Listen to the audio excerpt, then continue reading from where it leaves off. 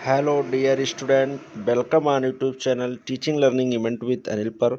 मैं आप लोगों के बीच उपस्थित हूँ महत्वपूर्ण प्रश्न के साथ, जो आपके छात्रवृत्ति परीक्षा NMMSS परीक्षा से रिलेटेड प्रश्न है। रीजनिंग में ऐसे प्रश्न आपके पूछे जाते हैं, तो आइए इस प्रश्न को आसानी से कम समय में कैसे सॉल्व करेंगे इसको जान लेते हैं। तो आपका प्रश्न है, आलोक एक कक्षा में शीर्ष से 19वें स्थान पर है और नीचे से 38वें स्थान पर है। ठीक, तो कह रहा शीर्ष से क्या है, ऊपर से। शीर्ष का कहने का मतलब ऊपर से 19वें स्थान पे और नीचे से, ठीक, बॉटम से कितने पे है, 38वें स्थान पे है। ठीक, और ऊपर से 19वें स्थान पर है। ठीक, अब कक्षा में पूछ रहा कितने विद्यार्थी हैं, तो कह रहा क्लास में कुल कितने विद्यार्थी हैं। कह रहा कोई विद्यार्थी आलोक है किसी कक्षा में, वो शीर्ष पे मतलब सबसे आगे 19वें नंबर पर है और उसका नीचे से जो स्थान 38वां है और सबसे ऊपर से जो शीर्ष से स्थान है 19वां और नीचे से 38वां है। कह रहा कक्षा में कितने विद्यार्थी हैं, तो इसको कैसे आप आसानी से सॉल्व करेंगे। तो इसको करने के लिए आपके पास ट्रिक है, सीधे क्या ऊपर वाला जो शीर्ष वाला स्थान है और नीचे वाला ऐड कर लेंगे।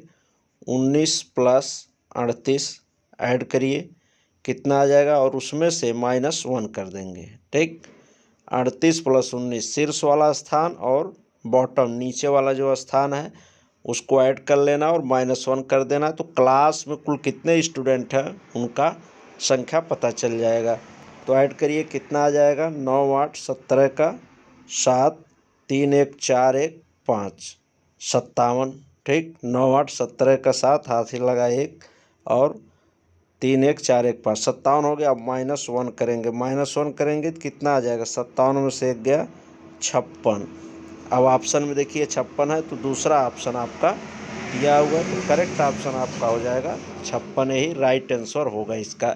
तो इसी तरह से आप इसको आसानी से सॉल्व कर सकते हैं। ठीक, आप बता दें कुछ और भी इसमें बदल करके प्रश्न पूछ सकता है। ठीक, पूछ सकता है आपसे कि दाएं से इसका क्या स्थान होगा।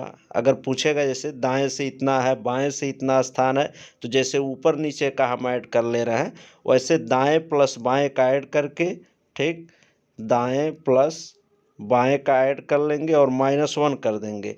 फिर कुल टोटल संख्या आपके क्लास में कितनी है या किसी पंक्ति में बैठे हैं कुल कितने विद्यार्थी या छात्र हैं, वैसे प्रश्न बनाता है, तो वहाँ से आप आसानी से कर सकते हैं। दायां बायां दिया, जैसे किसी पंक्ति में है बच्चे बैठे हुए, मान लीजिए क्या है, ये पंक्ति है। ठीक, ये पंक्ति है, पंक्ति में क्या है, बच्चे बैठे हुए हैं, 1 2 3 4 से लाइन से बच्चे बैठे हैं। अब कहा जाए दाएं से किसी का स्थान क्या है, बाएं से ए स्थान है, तो कुल कितने अब विद्यार्थी इस पंक्ति में कॉलम में बैठे हुए हैं। तो इसको कैसे निकालेंगे, तो दायां प्लस बायां कर देंगे। ठीक, दाएं प्लस बाएं का जो नंबर दिया होगा उसको ऐड करके -1 कर देंगे, सेम इसी प्रोसेस पे। ठीक, जैसे 38 19 को ऐड करके -1 किए हैं, ऊपर नीचे का ऐड करके -1 कर दो, कुल विद्यार्थी पता चल जाएंगे। किसी पंक्ति में बैठे या कक्षा कक्ष में ही बैठे कुल विद्यार्थियों की बात करें कितने हैं टोटल, तो उनको भी निकाल सकते हैं। अगर दायां बायां करके दिया है तो दाएं प्लस बाएं कर देंगे, -1 कर देंगे, आपका आंसर आ जाएगा। ठीक, हमें लगता है आपको ये चीज़ें समझ में आ गई होंगी। अभी भी कोई आपको कन्फ्यूजन हो तो आप पूछ सकते हैं। ठीक,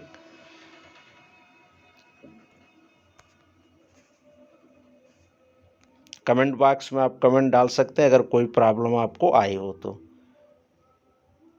ठीक है।